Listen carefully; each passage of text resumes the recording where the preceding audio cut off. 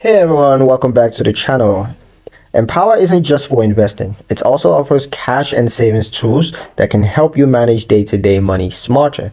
In today's video, I'm going to show you exactly how to explore Empower's cash and savings feature. Let's get into it.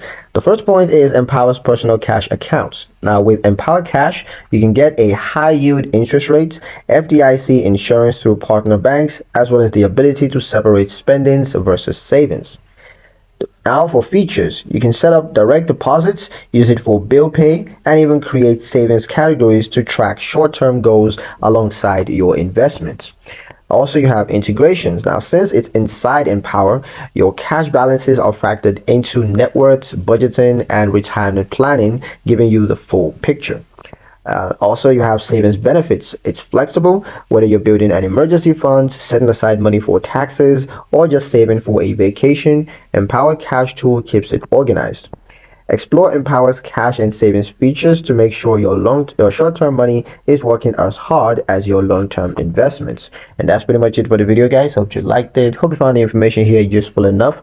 If you did, like, share, and subscribe for more helpful tutorials. Thank you guys for watching, and I'll see you in the next one.